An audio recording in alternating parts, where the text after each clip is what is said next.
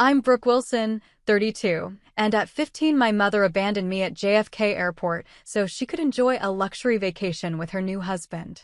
She literally left me standing at the terminal, suitcase in hand, with the words, "Jason, and I need alone time." That betrayal changed everything, setting me on a path I never expected. The worst part wasn't even the abandonment, it was what happened years later when our roles suddenly reversed in a way neither of us saw coming. Before I share this journey that still hurts to recall, let me know where you're watching from in the comments below, and don't forget to subscribe if you want to hear more stories about overcoming family betrayal. Growing up, we were your typical middle-class American family, at least that's what I thought. My father, Michael, worked as an accountant for a local firm, bringing in a steady but modest income. My mother, Amber, stayed home until I started middle school, then took a part-time job at a boutique downtown. We lived in a comfortable three-bedroom house in a decent neighborhood in New Jersey. Nothing extravagant, but we had everything we needed. At least, I thought we did. Looking back, I can see the signs that my mother was never truly satisfied with our lifestyle. While Dad and I were content with our annual camping trips to the Poconos and occasional weekends at the Jersey Shore, Mom would flip through luxury travel magazines, sighing dramatically at photos of overwater bungalows in Bora Bora and five-star resorts in the Maldives. One day, she'd say, tracing her finger over images of infinity pools overlooking crystal-clear oceans, "One day I'll experience the finer things." Dad would smile indulgently, but I noticed how his eyes would cloud with worry. "We have a good life, Amber," he'd say. "Maybe when we're older and I've saved more." But that answer was never enough. Mom would snap the magazine shut, muttering about limited thinking and how some people lack ambition. The tension between them grew gradually. I'd wake up to hushed arguments about credit card bills and unnecessary purchases. Mom wanted a kitchen renovation with marble countertops. Dad insisted we couldn't afford it. Mom wanted to trade in our reliable Honda for a BMW. Dad explained how impractical that would be for our budget. "You're holding me back, Michael," became her common refrain. I wasn't meant to live this ordinary life. By the time I turned 13, their marriage had deteriorated beyond repair. The final straw came when Mom secretly applied for a credit card and maxed it out on a weekend spa retreat with her friends. Dad found out when the bill arrived, and the shouting match that followed was unlike anything I'd ever heard. 2 weeks later, Dad moved out. The divorce proceedings were surprisingly quick. Mom wanted out as badly as she wanted that luxury lifestyle she'd been dreaming of. I remained with her in our family home, while Dad relocated to a one-bedroom apartment about 20 minutes away. The court granted him weekend visitation, which became my lifeline as Mom grew increasingly distant and resentful of her circumstances. Then came Jason Thompson. Mom met him at a charity gala she'd splurged to attend just 3 months after the divorce. He was everything Dad wasn't: flashy, ostentatious, with the kind of confidence that comes from old money and privilege. At 45, he was 15 years older than Mom, divorced twice, with no children. He owned a chain of high-end car dealerships across the East Coast and lived in a sprawling mansion in the wealthiest part of town. Their courtship was a whirlwind. Suddenly, Mom was being whisked away on weekend trips to Manhattan, dining at restaurants where entrees cost more than our weekly grocery bill, and coming home with shopping bags from designers I'd only seen in magazines. She was giddy with excitement, transformed into a giggling, blushing teenager rather than the mother I knew. "Jason understands me," she'd gush, modeling her new clothes for me. "He knows I was meant for better things." Just 6 months after my parents' divorce was finalized, Mom announced she was marrying Jason. The wedding was a lavish affair at a vineyard estate. I stood awkwardly in my bridesmaid dress, watching my mother marry a man she barely knew while my father spent the weekend alone in his apartment. After the honeymoon, 2 weeks in Italy, we moved into Jason's mansion. My life changed overnight. I went from sharing a bathroom with Mom to having my own suite with a walk-in closet bigger than my old bedroom. The house had a pool, a tennis court, a movie theater, and a staff of 3 who cooked, cleaned, and maintained the property. But despite the material upgrades, I felt increasingly isolated.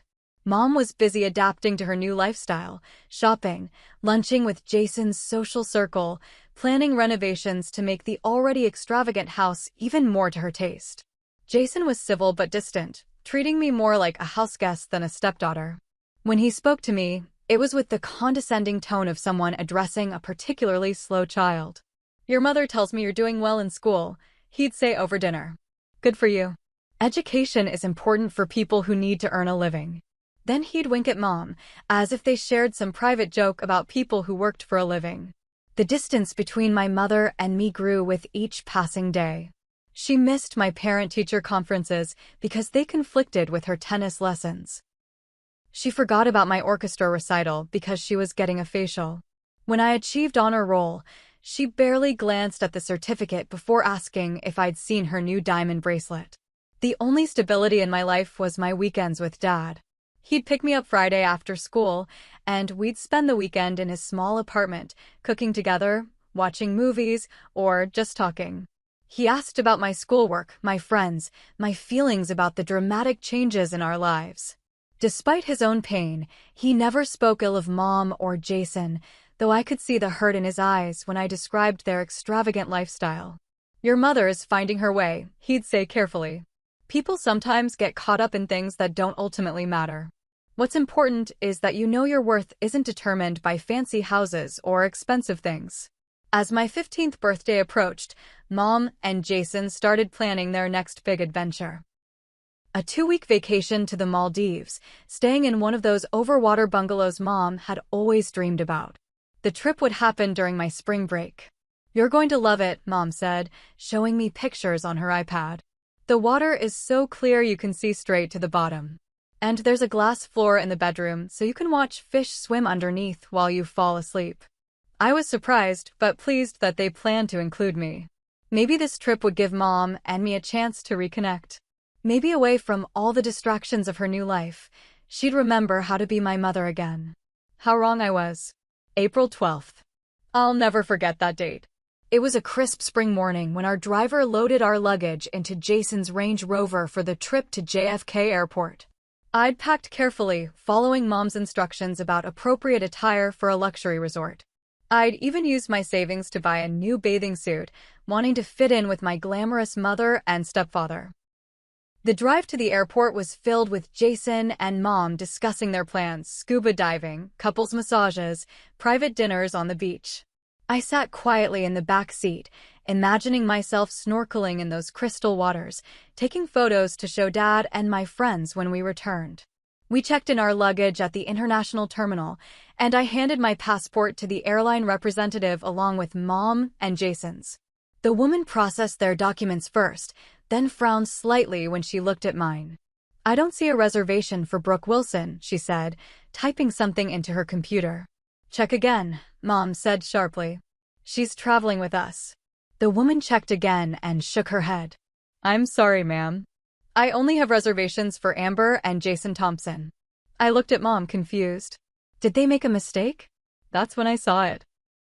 The quick exchange of glances between Mom and Jason, the slight curl of his lip, the way Mom's shoulders tensed before she turned to me with a practiced smile. "Honey, there's been a change of plans," she said, her voice artificially bright. "Jason and I decided this will be an adults-only trip. A second honeymoon, really." My stomach dropped. "What?" "Your father is coming to pick you up," she continued, avoiding my eyes. "We thought it would be best if you stayed with him during break instead." "But my suitcase," I stammered, watching as the attendant tagged and sent Mom and Jason's luggage down the conveyor belt. "Oh, we can just bring that back with us," Mom said dismissively. "You have plenty of clothes at your father's." "When is Dad coming?" I asked, my voice small as the reality of what was happening began to sink in. Mom glanced at her diamond-encrusted watch, a recent gift from Jason. "He should be here any minute." We told him noon. I checked my own watch. It was 11:45 a.m. "So I'll just wait here?" I asked, fighting back tears as travelers streamed around us, families headed on vacations together. "That's right, sweetheart," Mom said, already turning away. "Jason, we should head to security if we want to have time to visit the first-class lounge." Mom, I called, my voice cracking. You didn't even tell me I wasn't going. I packed everything. I was ready. She turned back briefly, and I saw a flicker of something, guilt, perhaps, cross her face before it hardened again. Don't be dramatic, Brooke. It's just a vacation. You'll be fine with your father. Jason checked his Rolex impatiently. Amber, we need to go. Mom, please, I tried one more time, tears now flowing freely. At least wait with me until Dad gets here. He'll be here any minute, she repeated, more firmly this time. Jason and I need alone time. It's important for our marriage. And with that, she turned and walked away, Jason's hand possessively on the small of her back. The last thing I heard was his voice, finally, 2 weeks without the teenager. I thought she'd never stop whining. I stood there, utterly abandoned, watching my mother choose a luxury vacation with her new husband over her own daughter. For the next hour, I sat on a bench near the check-in counter, calling my father repeatedly. Each time, the call went straight to voicemail. A cold feeling of dread began to spread through me. What if he wasn't coming? What if there had been some miscommunication? Or worse, what if this had been the plan all along? By 1:30 p.m., a kind-faced airline employee approached me, having noticed me sitting alone for so long. Are you okay, sweetie? She asked. Her name tag read Patricia. I tried to explain through my tears what had happened. Patricia's expression grew increasingly concerned as I spoke. Let me see if I can help, she said, leading me to the airline's customer service desk. She tried calling both my parents' numbers. My father's still went to voicemail. My mother's rang several times before going to voicemail as well. They're probably on the plane already, I said miserably. Patricia spoke quietly with her supervisor, then returned to me. Is there anyone else we can call for you? Another relative, perhaps. I thought of my Aunt Hannah, my father's sister. She lived about an hour from the airport. I had her number in my phone. Patricia dialed it for me and explained the situation when my aunt answered. Aunt Hannah was furious. I could hear her raised voice through the phone, though Patricia had stepped a few feet away to speak with her. When Patricia returned, she assured me my aunt was on her way, but would take some time to arrive due to the distance. Would you like something to eat while you wait? Patricia asked kindly. The airline will provide a meal voucher given the circumstances. I wasn't hungry, but I nodded anyway, grateful for her kindness. She brought me a sandwich and a soda from one of the airport restaurants, sitting with me during her break as I picked at the food. My mom just left me, I said, still unable to fully process what had happened. Who does that to their child? Patricia's face was a careful mask of professionalism, but I could see the anger in her eyes. Some people make choices that are hard to understand, she said diplomatically. The important thing is that your aunt is coming, and you won't be alone. 3 agonizing hours later, Aunt Hannah burst into the terminal, her face flushed with a combination of worry and rage. She pulled me into a fierce hug, then held me at arm's length, examining me as if checking for injuries. Are you okay? I can't believe Amber would do this.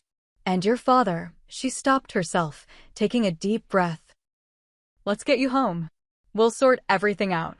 As we drove away from the airport, I stared out the window, numb with shock and betrayal. Aunt Hannah explained that my father had been rushed to the hospital that morning with appendicitis. He was in surgery when Mom and Jason should have been communicating with him about the change of plans. He had no idea, Aunt Hannah said, her knuckles white on the steering wheel. He's still in the hospital recovering. When I told the nurses what happened, they had to give him something to calm him down because he was trying to get out of bed to come get you. So that was it. My mother had abandoned me at an airport, knowing my father was physically unable to come get me. She had left me, her 15-year-old daughter, alone and afraid, just so she could enjoy a luxury vacation with her new husband. As we pulled into Aunt Hannah's driveway, I checked my phone one last time. There was a single text from my mother. Hope you found your dad. Having drinks on the beach. Signal spotty here. Talk in 2 weeks. Not even a question about whether I was safe. Not a hint of concern or remorse. That was the moment I realized the mother I thought I knew was gone, if she had ever existed at all. After my father was released from the hospital 3 days later, we had a serious conversation about my living arrangements. Up until then, the custody arrangement had given my mother primary custody, with Dad having weekend visitation. But after the airport incident, Dad was determined to change that. "I want you to live with me full-time, Brooke," he said as we sat in Aunt Hannah's living room. He was still pale from his surgery, moving gingerly as he shifted in his seat. "What your mother did was unacceptable. It was abandonment, plain and simple." "Will the court allow it?" Aunt Hannah asked, bringing in a tray of tea. "Amber has primary custody." "I've already spoken with my lawyer," Dad replied. "Given the circumstances, we have a strong case for a modification. Especially since Brooke is 15 and the court will take her preference into account." I nodded, feeling a wave of relief wash over me. The thought of returning to my mother's, to Jason's mansion, filled me with anxiety. "I want to live with you, Dad." During the 2 weeks my mother was in the Maldives, my father's lawyer filed the necessary paperwork. Mom's communication during her vacation was minimal, a few sporadic text messages with photos of tropical drinks and sunsets, but never any questions about how I was doing or whether I was okay after being abandoned at the airport. When she finally returned, tanned and laden with shopping bags, she was served with papers requesting an emergency custody modification. Her reaction was a mixture of surprise and indignation. "You're making too big a deal of this," she said when she finally called. "It was just a mix-up with the timing. I told Michael noon and he wasn't there." "He was having emergency surgery, Mom," I replied, my voice tight with anger. "And you didn't even check to make sure I was okay before getting on your plane." "Well, I knew someone would help you," she said dismissively. "You're old enough to handle a little change of plans." That phrase, "old enough to handle it," was one Jason had used repeatedly in the background. I could hear his voice coaching her through the conversation. "I'm still 15, Mom," I said quietly. "And you left me alone at an airport without making sure I had a safe place to go." "This is ridiculous," she snapped. "I'm not going to argue about this. You'll be back home by the weekend." But I wasn't. The family court judge granted my father temporary full custody pending a formal hearing, citing the airport abandonment as evidence of concerning judgment by my mother. Moving in with Dad full-time required some adjustments. His one-bedroom apartment wasn't designed for a teenage girl to live there permanently. He immediately gave me his bedroom and took the sofa bed in the living room, despite my protests. "It's temporary," he assured me. "I'm looking for a 2-bedroom place. We'll make this work, Brooke. I promise." True to his word, within a month, Dad had found us the modest 2-bedroom apartment closer to my school. It wasn't fancy, no swimming pool, no home theater, none of the luxuries I'd briefly experienced at Jason's mansion, but it felt like a home in a way that mansion never had. Dad hung my art projects on the refrigerator. He attended every school event. He learned to French braid my hair by watching YouTube tutorials. And when nightmares about being abandoned woke me in the early hours, he was always there with hot chocolate and patience, listening as I processed my fears. My mother's interest in maintaining our relationship waned with remarkable speed once I was no longer living under her roof. The formal custody hearing was a formality. She didn't even contest Dad's request for full custody, sending her lawyer with a statement that she recognized her daughter needed time with her father and requested only occasional weekend visitation, when her schedule permitted. Those weekends rarely materialized. She'd call last minute to cancel, citing charity galas, spa weekends, or impromptu trips with Jason. Each cancellation hurt less than the one before, as I gradually accepted the reality of who my mother truly was. Meanwhile, I started seeing a therapist named Dr. Brenner, who specialized in adolescent psychology. The betrayal and abandonment had left deep wounds, manifesting in anxiety, trust issues, and a fear of being left behind that affected my friendships and school performance. "What you're experiencing is a normal response to an abnormal situation," Dr. Brenner explained during one session. "Your mother's actions violated one of the most fundamental bonds, the parent-child relationship. It's okay to feel angry, hurt, and confused." Through therapy, I began to understand that my mother's behavior reflected her own issues and limitations, not my worthiness of love. It was a difficult concept to internalize, especially for a 15-year-old girl who just wanted her mom to care. At school, my counselor Stephanie became another important adult in my corner. When I struggled with concentration or had anxiety attacks before class presentations, she provided a safe space in her office where I could regroup. She also helped mediate when I received a barrage of texts from my mother ahead of the winter formal, suddenly interested in my life again and insisting on buying me an expensive dress. "You get to set boundaries," Stephanie reminded me. "You can appreciate the offer while still protecting yourself from further hurt." I declined the dress, instead wearing one Aunt Hannah helped me find at a consignment shop. It wasn't designer, but I felt comfortable and authentically myself in it. As Christmas approached, the first since the airport incident, I felt a growing dread about how the holidays would unfold. In previous years, even after the divorce, I'd split the day between my parents. This year, my mother had already begun texting about the fabulous gifts she had for me at her house and how Jason's family would all be there to celebrate. The thought of spending Christmas in that mansion, pretending everything was fine while opening extravagant presents meant to buy my affection, made me physically ill. After a tear-filled therapy session, Dr. Brenner helped me draft a text declining the invitation. Mom's response was predictably dramatic, accusations of being influenced against her, reminders of all she'd sacrificed for me, though I couldn't identify any actual sacrifices, and finally, a guilt-laden, "Fine, do what you want. The gifts will be here when you're ready to stop punishing me." Instead, Dad and I created our own Christmas traditions. We volunteered at a local shelter on Christmas Eve, serving meals to families in need. On Christmas morning, we exchanged modest but thoughtful gifts, then joined Aunt Hannah and her family for dinner.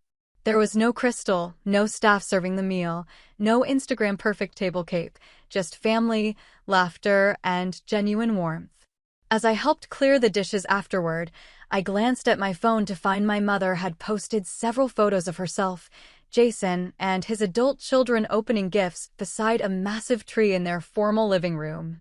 She'd tagged me in one photo showing an array of wrapped packages with my name, captioned, "Missing my baby girl today, #blessed, #family first." The performative nature of it, using my absence to garner sympathy on social media while making virtually no real effort to repair our relationship, crystallized something for me. My mother wasn't just materialistic, she viewed relationships themselves as transactional and performative. Including me. I showed the post to Dad, who sighed and put his arm around me. "You know what makes a family, Brooke? It's not gifts or posts or fancy trips. It's showing up. It's being there when someone needs you. That's something no amount of money can buy." As I looked around at the mismatched chairs, the slightly lopsided homemade pie, and the faces of people who had proven they would never abandon me, I knew with complete certainty that he was right. After the custody change and the airport incident, I channeled my emotional turmoil into academics. School became my sanctuary, a place where hard work yielded predictable results, where I could control outcomes through my own efforts, unlike the chaotic personal life I'd been thrust into. My sophomore year, I joined the debate team, discovering a voice I hadn't known I possessed. There was something empowering about constructing logical arguments, about learning to advocate effectively. Perhaps it was a response to feeling so voiceless during my parents' divorce and subsequent events with my mother. "You're a natural," my debate coach, Mr. Holloway, told me after I won a regional competition. "You've got this remarkable ability to stay calm under pressure." I didn't tell him that after experiencing public abandonment at an airport, few performance pressures could compare. It was through debate that I met Megan Reynolds and Tyler Nguyen, who would become my closest friends. Megan's parents were divorced too, though her situation was amicable compared to mine. Tyler lived with his grandmother after losing both parents in a car accident when he was 12. Both understood loss and adaptation in ways my other classmates couldn't. We formed a tight-knit trio, spending weekends studying together, watching movies at my dad's apartment, or hiking in the state park when we needed to clear our heads. They never pushed when I didn't want to talk about my mother, but they listened without judgment when I did. They became the family I chose, filling gaps left by the family that had fractured. Shortly after turning 16, I got a job at a local bookstore. The owner, Mrs. Finch, was a retired English teacher who created a warm, intellectually stimulating environment. Between shelving books and helping customers, I discovered authors whose words helped me make sense of my experiences. Toni Morrison on family complexities, Cheryl Strayed on resilience, Joan Didion on grief and reinvention. My first paycheck was modest, but it represented something profound: independence. I opened a savings account, determined to build a financial cushion that would prevent me from ever being dependent on someone like my mother. This newfound resolve was further strengthened when Dad experienced health problems midway through my junior year. Years of stress had contributed to high blood pressure, and he was hospitalized briefly after a particularly concerning episode. Sitting beside his hospital bed, watching monitors track his vital signs, I was struck by the fragility of my support system. "You need to take better care of yourself," I told him, trying to mask my fear with firmness. He squeezed my hand. "I'm fine, sweetheart. Just need to watch the salt and get more exercise." But the incident shook me. What if something happened to Dad? I had no safety net, certainly not my mother, who by that point was making only sporadic, superficial contact, usually timed with holidays or my birthday when she could post about it on social media. I redoubled my efforts at school and work, determined to create security for myself. I researched scholarships obsessively, stayed after school to use the counseling office's college guidebooks, and maintained a perfect GPA despite working 20 hours a week. Sleep became optional. Self-sufficiency became essential. Senior year brought unexpected news. Dad had been dating someone. Laura, a kindergarten teacher he'd met at a community education class. He'd kept it quiet, worried about how I'd react to another change. "I didn't want you to think I was trying to replace your mom," he explained nervously when he finally told me. "Dad," I said, hugging him tightly, "no one could ever replace Mom. But that doesn't mean you shouldn't be happy." I meant it sincerely. After everything he'd sacrificed to provide stability for me, he deserved happiness. And Laura proved to be nothing like my mother. She was kind, unpretentious, and genuinely interested in my life without trying to act like a replacement parent. As graduation approached, my hard work paid off with an acceptance letter and substantial scholarship to State University. The financial aid package, combined with my savings and a work-study position, meant I could attend without burdening Dad. The morning of graduation, I stood in my bedroom, adjusting my cap and gown, when Dad knocked softly on the door. "Someone's here to see you," he said, his expression carefully neutral. I followed him to the living room to find my mother perched awkwardly on our couch, looking out of place in her designer dress and expensive jewelry. She stood when she saw me, arms outstretched for a hug I couldn't quite bring myself to give. "My baby's graduating," she exclaimed, as if we'd maintained a normal relationship all these years. "I'm so proud of you." I accepted her air kiss, noticing how she smelled of unfamiliar perfume, something expensive and French. She handed me a small wrapped box. "A little graduation present," she said. "Open it now." Inside was a pair of diamond earrings that probably cost more than a semester of my college tuition. "They're beautiful," I said politely, placing them back in the box. "Thank you for coming." "Of course I came," she said, as if the idea of missing it was absurd, despite having missed nearly every other significant event of my high school years. "And I want you to know, Jason and I would be happy to contribute to your college expenses. We could even help you get a nicer apartment than those awful dorms." The offer came with invisible strings I could almost see, glinting like fishing line in sunlight. Accepting would give her the right to claim involvement in my achievements, to position herself as the supportive mother she hadn't been. "That's very generous," I said carefully, "but I have a scholarship and savings. I'll be fine." Her smile faltered slightly. "Well, the offer stands. No daughter of mine should have to work while studying. It's unnecessary when we have the means to help." We, meaning her and Jason, whose wealth had become so entwined with her identity that she no longer seemed to recognize where he ended and she began.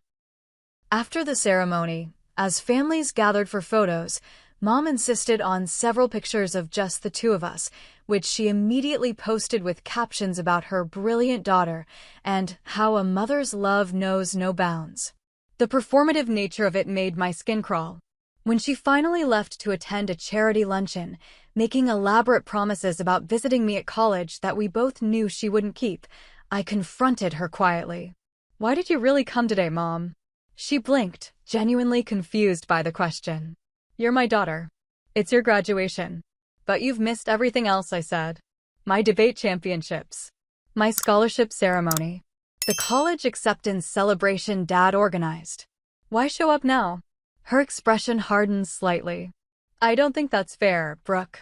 I've been giving you space since you've made it clear you prefer living with your father. I can't win with you. I stay away, you're angry. I show up, you're still angry." "I'm not angry," I said, surprising myself with the realization that it was true. "I'm just clear-eyed now. You come to events you can post about. You offer financial help that would let you claim credit for my achievements. But you've never once asked how I felt about being abandoned at that airport. You've never acknowledged what that did to me." She glanced around, clearly uncomfortable with having this conversation in public. "That was a misunderstanding that you and your father blew out of proportion. And frankly, I'm tired of being villainized for it. I've apologized." But she hadn't. Not really. Not in any way that took responsibility or showed genuine remorse. "I hope you enjoyed the ceremony," I said finally, stepping back. "Thank you for the earrings." As I walked away to find Dad and Laura, I felt a weight lifting, the burden of seeking validation from someone incapable of providing it. I was headed to college, building a life on my own terms, free from the emotional chaos of my mother's conditional affection. That summer passed quickly with preparations for university. I sold the diamond earrings, with Dad's reluctant blessing, and added the money to my emergency fund. The symbolism wasn't lost on me, converting my mother's attempt at buying affection into practical security for my future. When move-in day arrived, Dad and Laura helped transport my modest belongings to campus. My roommate Jasmine arrived with her parents, the 5 of us working together to arrange furniture and hang posters. As we shared pizza afterward, sitting cross-legged on dorm room floors, I realized I'd created something precious, a chosen family bound by genuine care rather than obligation or appearance. Mom sent a lavish care package 2 weeks later, gourmet snacks, expensive skincare products, and a note saying she'd love to visit when things calmed down. The package arrived the same day I learned I'd been accepted for a research assistant position with a psychology professor studying family dynamics and resilience in adolescence. The irony wasn't lost on me. My mother's abandonment had inadvertently set me on a path toward understanding the very dynamics that had shaped my life. As I stored away the fancy lotions she'd sent, I wondered if she'd ever realize that the most valuable thing she could have given me was simply her presence, not her presence. 8 years flew by like pages torn from a calendar in an old movie. I graduated from State University with honors, then completed a master's degree in clinical psychology, specializing in adolescent trauma. My thesis on abandonment and its long-term psychological impacts won a departmental award, an achievement I celebrated with Dad, Laura, and my close friends, but didn't share with my mother. Our contact had dwindled to occasional text exchanges and obligatory holiday phone calls. She still sent expensive birthday and Christmas gifts, which I donated to charity auctions that benefited youth mental health programs. It seemed fitting that her attempts to buy my affection would instead fund therapy for kids experiencing similar trauma to mine. After graduate school, I secured a position at a community mental health center, working primarily with teenagers in the foster care system or those from disrupted homes. The work was challenging but deeply fulfilling. Each time I helped a young person process feelings of abandonment or unworthiness, I healed a small piece of my own past.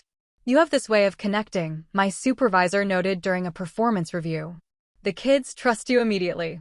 "That's rare." "I've been where they are," I explained simply. "Not exactly the same circumstances, but I understand how it feels when the people who should protect you don't." By 28, I had saved enough to open my own small private practice focusing specifically on children and teens dealing with parental abandonment. I rented a cozy office space, furnished it with comfortable chairs and calming colors, and created the kind of environment I wish I'd had access to at 15. Dad beamed with pride at my practice's opening celebration. "Look at you," he said, his eyes suspiciously bright. "Taking something painful and turning it into purpose." I couldn't be prouder. It was during this professional high point that personal tragedy struck. Dad's blood pressure issues, managed but never fully resolved, led to a severe stroke during my final year of graduate school. Though he survived, his recovery was complicated by secondary infections. He passed away 3 months later, with Laura and me at his bedside. The loss was devastating. Dad had been my rock, my constant, my proof that unconditional love existed. At his funeral, colleagues from his accounting firm spoke about his integrity and kindness. Laura shared stories of his quiet generosity. My friends recounted how he'd made each of them feel welcome in our home.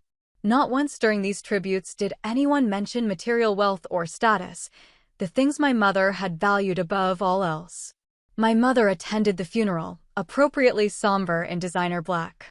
She offered a stiff hug and generic condolences, clearly uncomfortable with raw emotion. She left immediately after the service, citing a charity board meeting she couldn't miss. In Dad's will, he left me his modest savings and the small house he'd purchased after I went to college.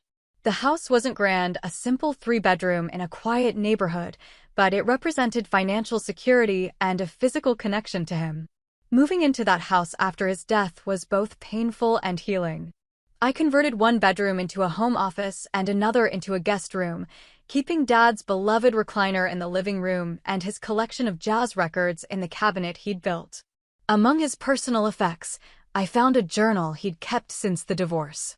In it, he documented his fears for me after witnessing my mother's behavior, his determination to provide stability despite limited resources, and his immense pride in the woman I was becoming. The final entry, written just days before his stroke, read, "Brooke has transformed her pain into purpose. I wish Amber could see the remarkable daughter she's missing out on knowing, truly knowing, beyond superficial appearances.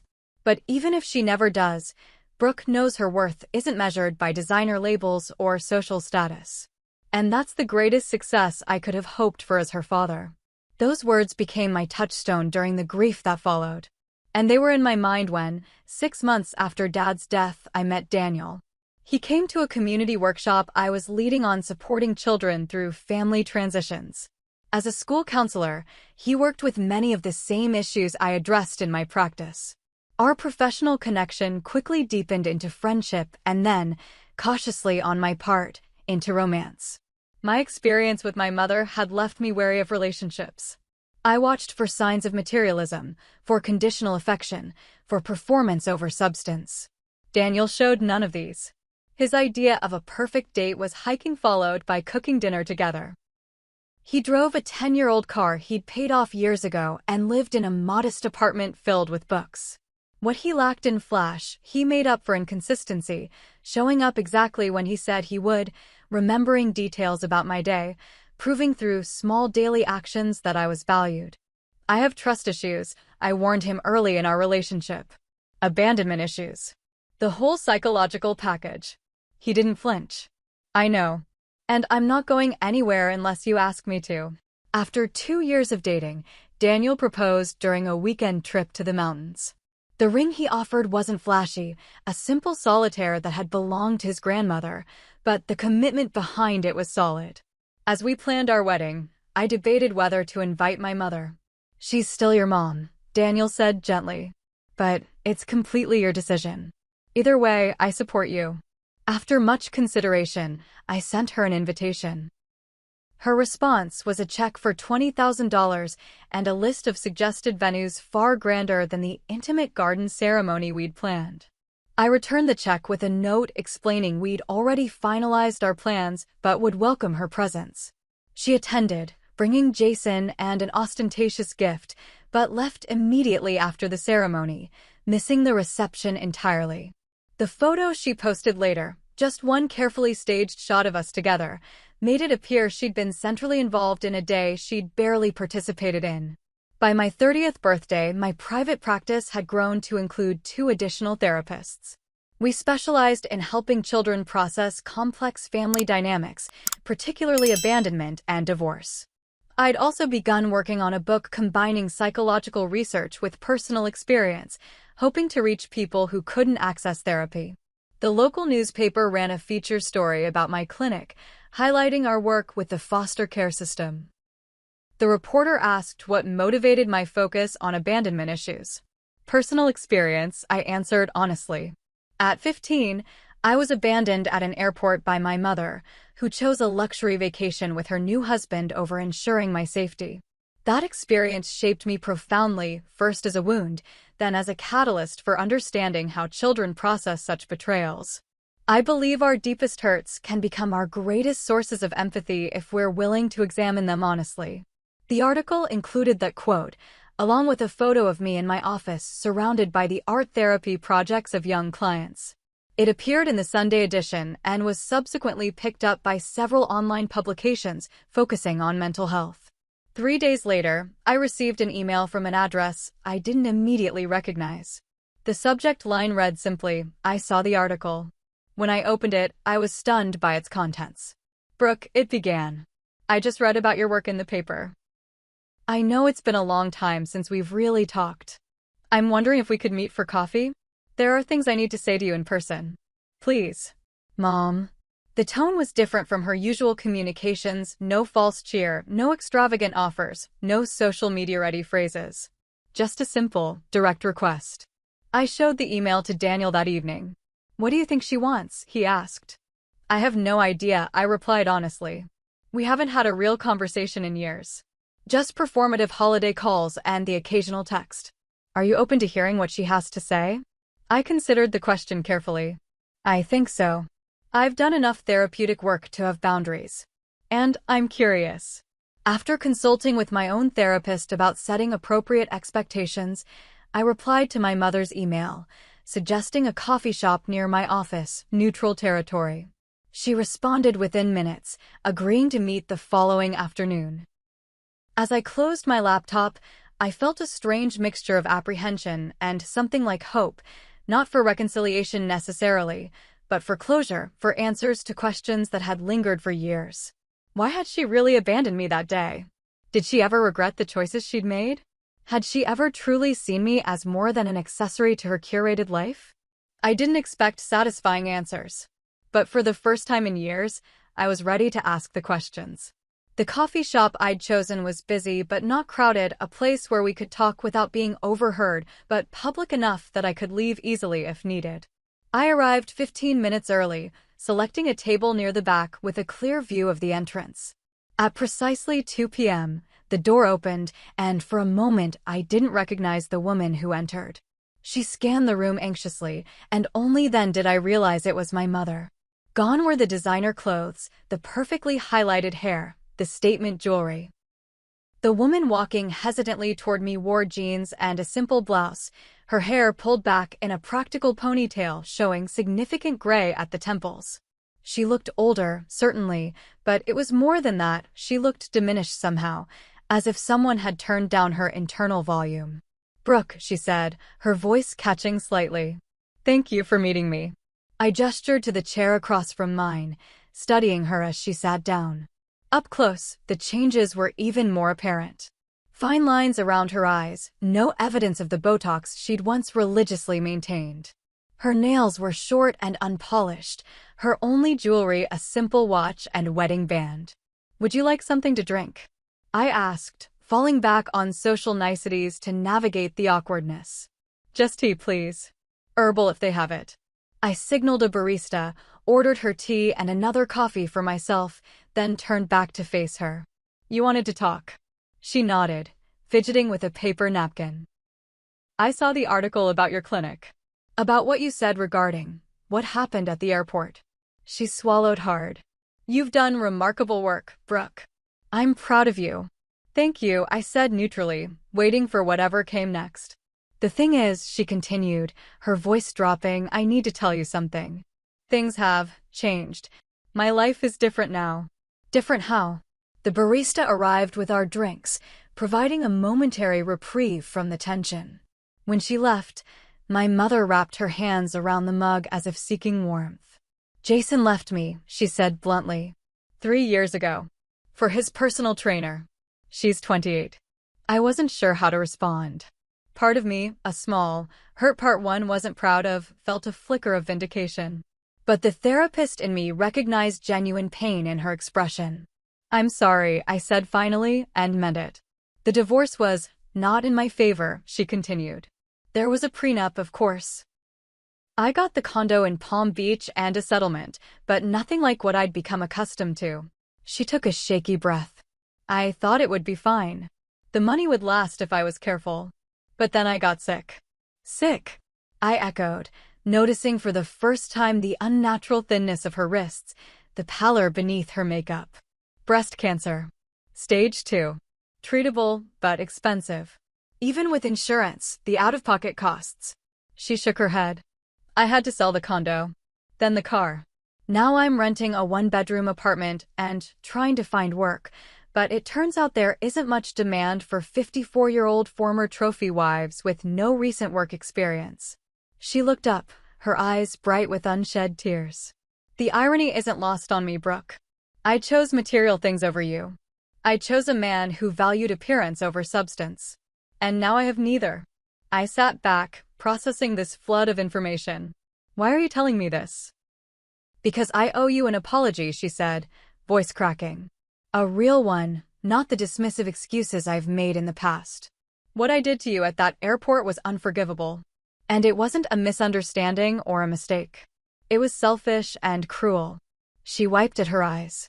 I've had a lot of time to think during chemo sessions. About the choices I've made. The person I became. I don't like her very much.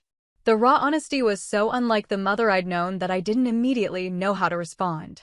Part of me was wary. Was this genuine remorse or another manipulation? I'm not asking for forgiveness, she continued when I remained silent. I don't deserve it. And I'm not asking for money, though God knows I need it. I needed you to know that I understand now. What I threw away. What I lost. She reached into her purse and pulled out a worn envelope, placing it on the table between us. These are some photos. Of you. School pictures, mostly, that your father sent before he passed. I carry them everywhere. It's the closest thing I have to watching you grow up. I picked up the envelope, peeking inside to find school portraits from years past, each one carefully preserved. It was such a simple, maternal thing, something mothers everywhere did without thought. But mine had needed to receive these secondhand, having chosen a different path. There's something else, she said, her voice barely audible now. My landlord is selling the building. I have to be out in 30 days, and I haven't found another place I can afford. And with my medical bills.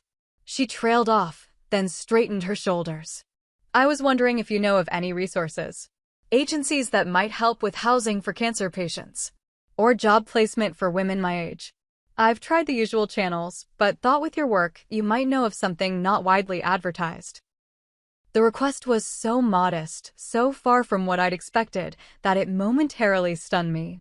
My mother, who had once dismissed my father's apartment as barely suitable for human habitation, was now asking for help finding something similar for herself. You're not asking to stay with me. The question slipped out before I could stop it. She looked genuinely shocked. God, no. Brooke, I abandoned you. I've been a terrible mother. I would never presume to impose on you like that. In that moment, seeing her genuine surprise at my question, I began to believe that perhaps her remorse was real. I'll make some calls, I said finally. I know several social workers who specialize in helping cancer patients navigate resources. Thank you, she said, relief evident in her face. That's more than I deserve. We sat in silence for a moment, the weight of our shared past and this unexpected present filling the space between us. How are you feeling now? I asked. Health-wise. The prognosis is good. I finished radiation last month. Now it's just follow-up appointments and medications. She smiled faintly. And trying to rebuild some kind of life from the ashes of the one I burned down. As our conversation continued, I found myself studying this new version of my mother, humbled by circumstance, stripped of the materialistic armor she'd worn for so long. There was something authentic about her now that had been missing during my entire adolescence. When we finally parted ways, she hugged me briefly, awkwardly, as if unsure she had the right. "Thank you for meeting me, Brooke. It means more than you know." I watched her walk away, noticing the slight limp, a side effect of the chemotherapy, perhaps. Then I called Daniel. "How did it go?" he asked immediately. "It was not what I expected," I replied, still processing. "She's changed. Or maybe life changed her." That evening, Daniel and I had a long conversation about boundaries, compassion, and what obligations, if any, I had toward the mother who had abandoned me. "This isn't about what she deserves," Daniel said thoughtfully. "It's about who you want to be in this situation. You've built your life around helping people heal from exactly this kind of trauma. The question is whether that extends to the person who caused yours." His words resonated deeply. I'd spent years helping others navigate the complex emotions surrounding abandonment and reconciliation. Now I face those same questions in my own life. After several days of reflection and consultation with my therapist, I made a decision. I wouldn't invite my mother to live with us. That would be too much, too soon, potentially destructive to the life and boundaries I'd built. But I could help her find appropriate housing near me, where I could offer limited support while maintaining necessary distance. When I called to tell her, her gratitude was overwhelming. "I don't deserve this kindness," she said, voice thick with emotion. "Maybe not," I replied honestly. "But I'm not doing it because you deserve it.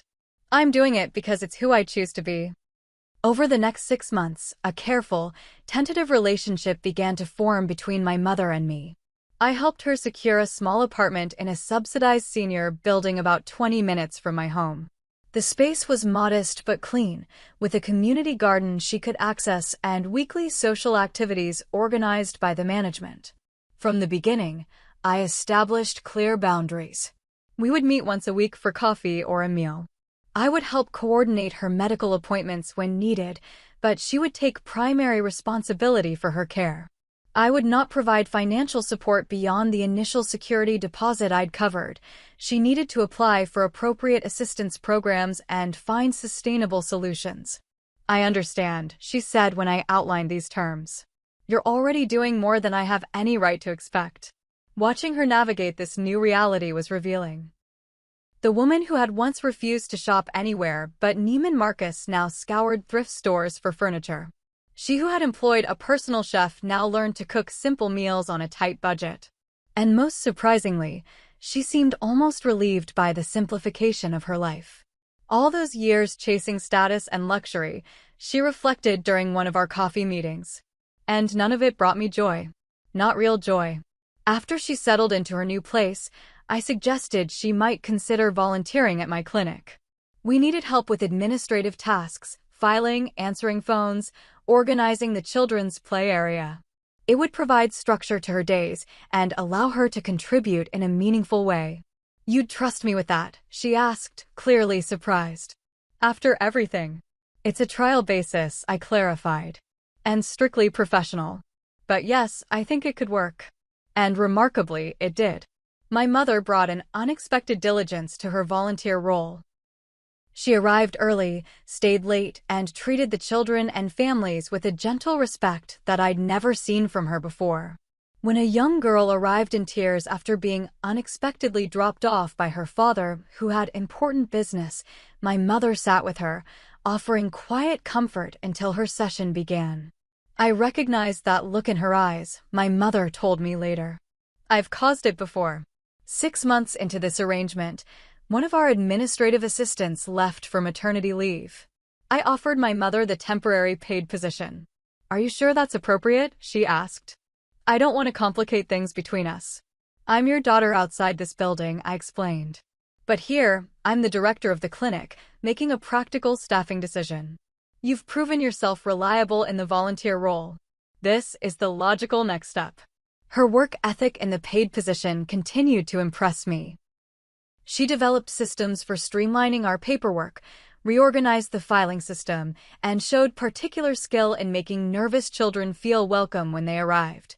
Parents began specifically mentioning Ms. Amber in their feedback, noting her warmth and efficiency. As her health stabilized and our professional relationship solidified, our personal relationship began a cautious thaw.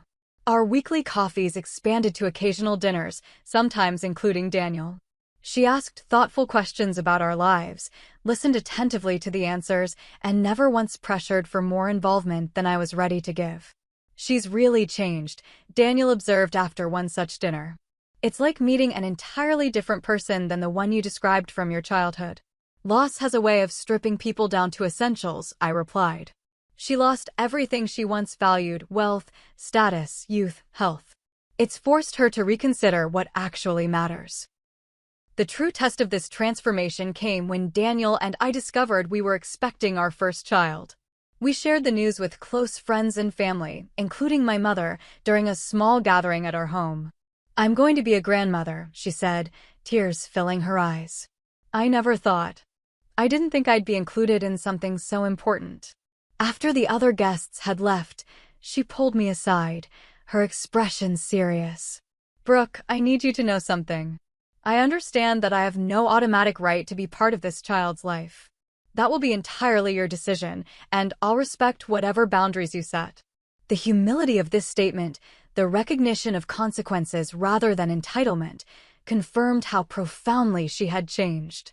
"I'd like my child to know their grandmother," I said carefully. "But it will be on terms that ensure they never experience what I did.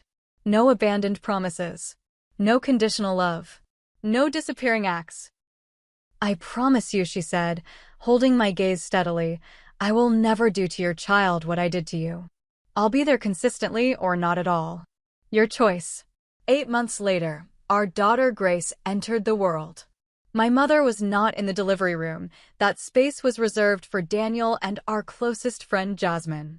But she was in the waiting room, and when we were ready for visitors, she approached the bassinet with a reverence I'd never seen from her.